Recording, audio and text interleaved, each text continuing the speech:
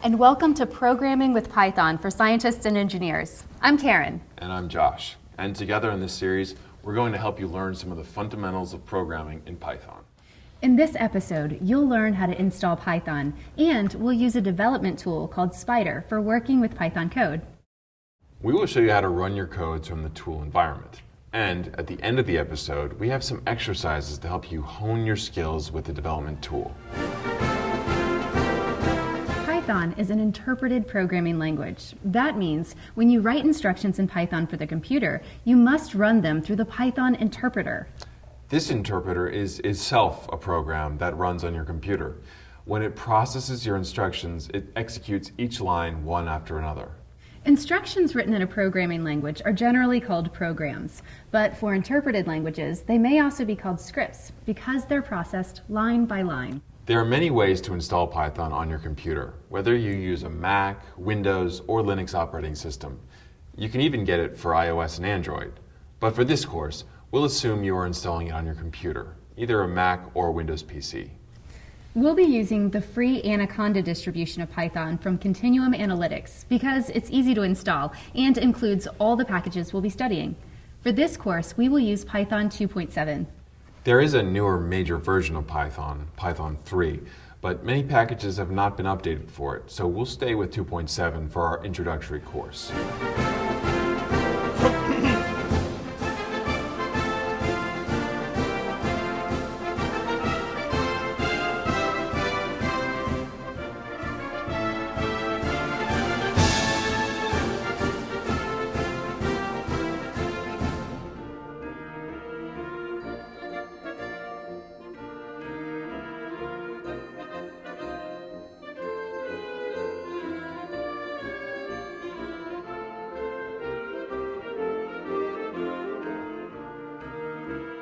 Let's go ahead and install Python 2.7. The first thing you'll need to do is go to the continuum.io website, find the free download, choose your operating system, select Python 2.7, and download it to your machine. Once you run the installer and launch the Anaconda Navigator, you'll be ready to go. Now let's test it out. Click on the Launch button for Spider.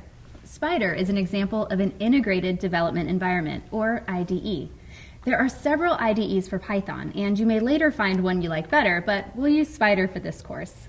The default setup of the Spider interface has three panels: the editor in the left pane, the object inspector in the upper right pane, and the IPython console in the lower right pane.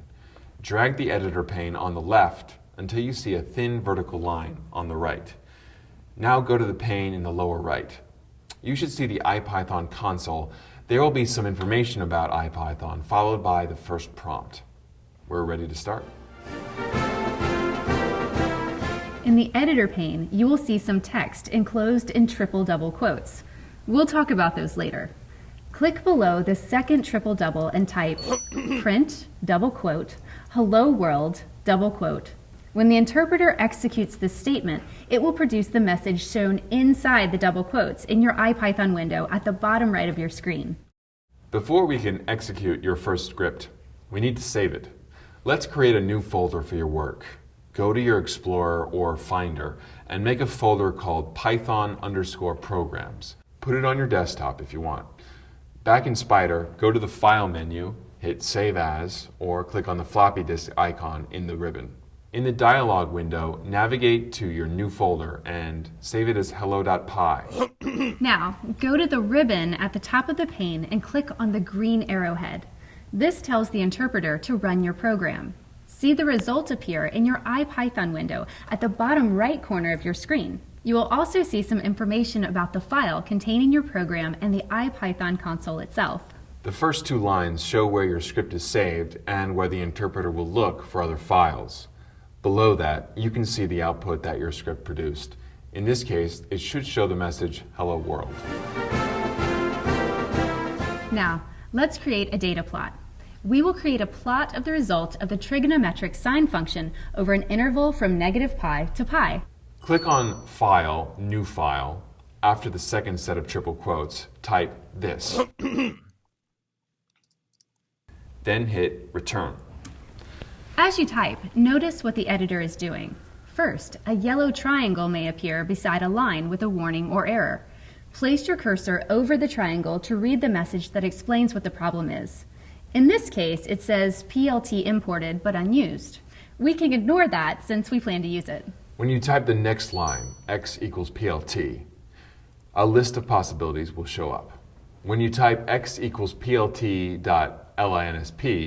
it will highlight the first option, which is the one you want.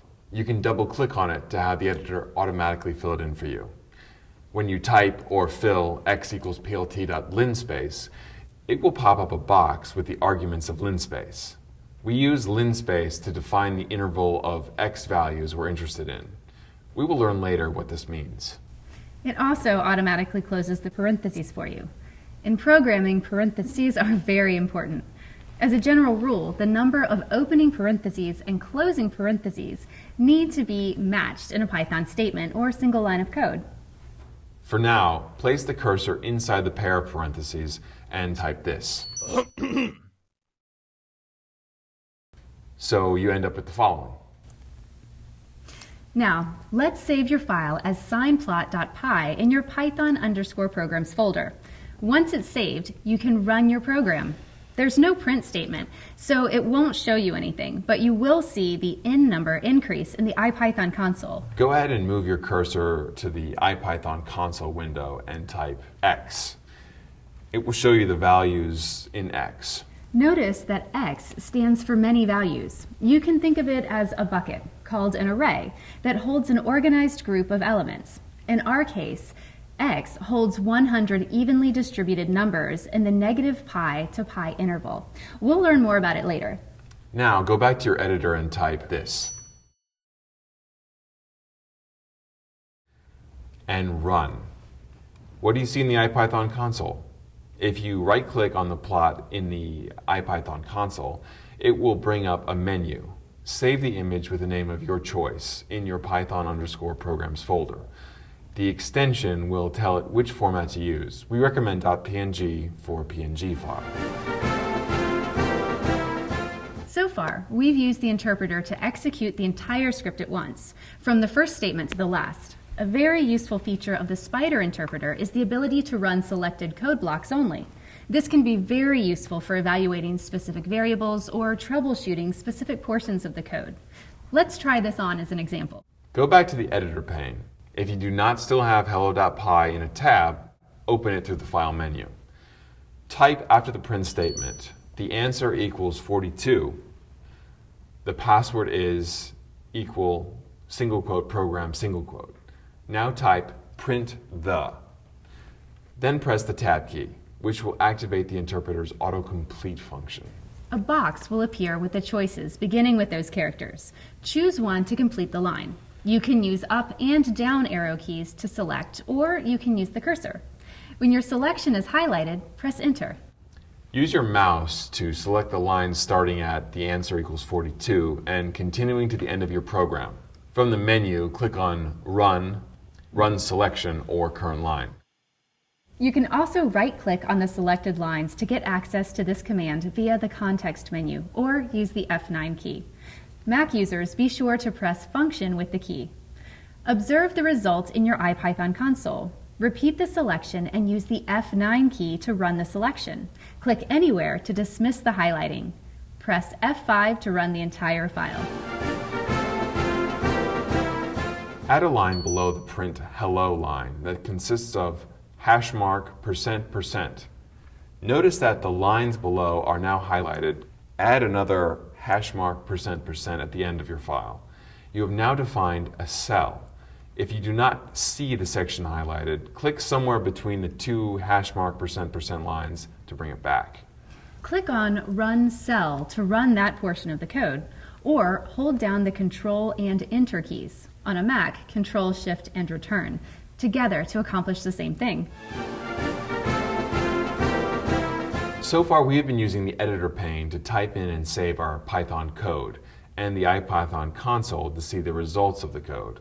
We have not used the Object Inspector pane, so let's change that. At the bottom of the pane are three tabs: Object Inspector, Variable Explorer, and File Explorer. Click on the Variable Explorer tab. The new pane displays a table with information about the variables you have been using. Notice that unless you've closed and reopened Spider, the Variable Explorer pane has all of the variables that you've used in this episode. To start fresh, go to the IPython console and type %reset and the letter Y when it asks if you want to proceed. As you can see, the %reset command has removed all of the variables in the Variable Explorer pane. Let's reopen the file signplot.py and rerun it. You can see in the Variable Explorer pane that this code has two variables, x and y. The Variable Explorer pane also shows the type of data which the variables hold, the size of the data, that is, the number of values stored in each variable, and the values themselves, or just a subset of the values. In this case, not all 100 values of the x and y variables will fit in the pane. What if we want to see all of the x values? To do this, we can double-click on any item in the row associated with the x variable. A new window pops up, which includes all of the values assigned to x. Simply use the scroll bar to move down the column and see all of the values. If you find the background colors distracting, you can turn off the colors by clicking in the box to uncheck background color. Notice that all the values are shown with the same number of decimal places, probably only 3. If you want to see more, let's say 8 decimal places, click on the Format button on the bottom left of the pane. A dialog box will appear with an expression like %.3f for the floating point format. In this expression, the digit after the dot specifies how many decimal places will be displayed. Replace that number with 8, keeping the rest of the expression the same. Then click on the OK button. You can now see 8 decimal places for the values. How many decimal places can it show? Try changing the format to show 64 decimal places. You may need to click on the Resize button to enlarge the display area for the values. Without counting them, it looks as if we can see 64 decimal places, but something doesn't seem right. The actual decimals values seem to stop before the 64th place, and zeros are used to fill out to the 64th decimal, even negative pi, which we know has an infinite number of decimal places. This is due to the limitations on how numbers are represented and stored in computers. But it also reminds us that computations may not give us the precise results that we expect. For example, go back to the Variable Explorer pane, double-click on the variable y, and expand its values to 64 decimal places. The first value in the list is not exactly 0, even though it's supposed to be the value of sine of negative pi. Let's go back to the Variable Explorer pane. Along the right edge of the panel are icons for various tasks, like refreshing the data, import data, or saving data. When you place the cursor over any of the icons, a box will pop up with a description of what the icon represents.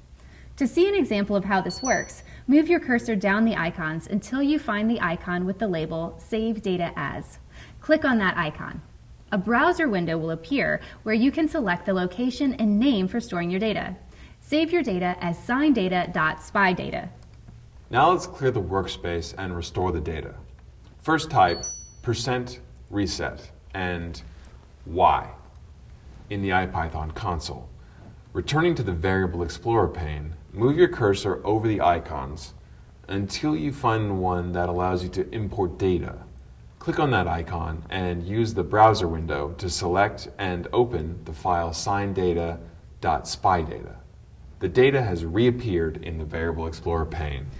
The ability to save and restore data is quite valuable if you're performing several computations on a large data set. By saving the state of variables and restoring them, you can always return to a place where you left off, or a place where data were not corrupted, without having to redo all of the computations. Moving on. Let's click on the File Explorer tab at the bottom of the pane. You will see a list of files, either Python or data files, that are in your current folder. The name of your current folder is displayed on the menu bar just above the File Explorer pane.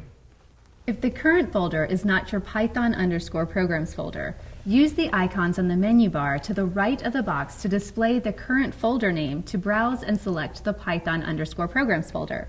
Choose one of the files that you wrote earlier, like hello.py, and double-click on it. This will open the file in the editor.